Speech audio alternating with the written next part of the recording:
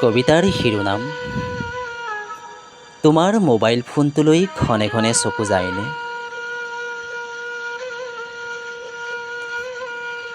সৌ সিদিনাৰ কথা, যেতিয়া ভৰ বাৰিষাত উটি বাঢ়ি তোমাৰ পদূলিত পিছল খাই পৰিছিলোঁ।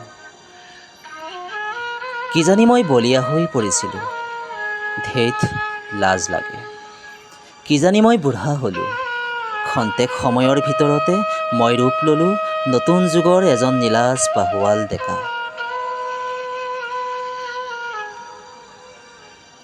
সঁচাকৈ ক'বলৈ লাজ লগা, পৃথিৱীখন ৰঙীন লাগিছে।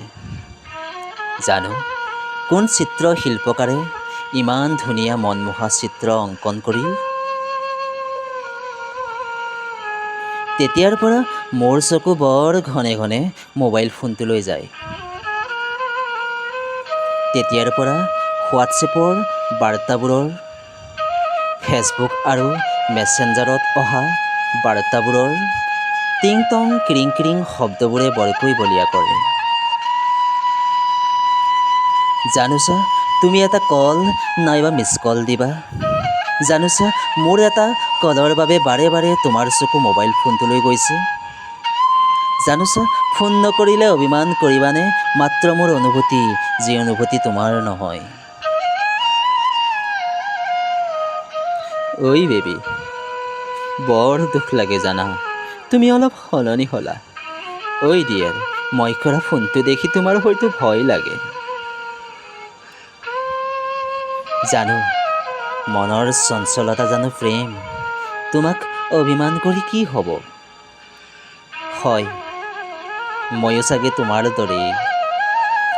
তথাপিও মনে কয় তোমাৰ মায়ে চাগে আমাৰ অপ্ৰকাশিত শব্দৰ সোৱাদ বুজিছে, নাইবা আৰু বহুতো হ'ব পাৰে। কিন্তু চঞ্চল মনটোক কোনে বুজাব তোমাৰ বাদে?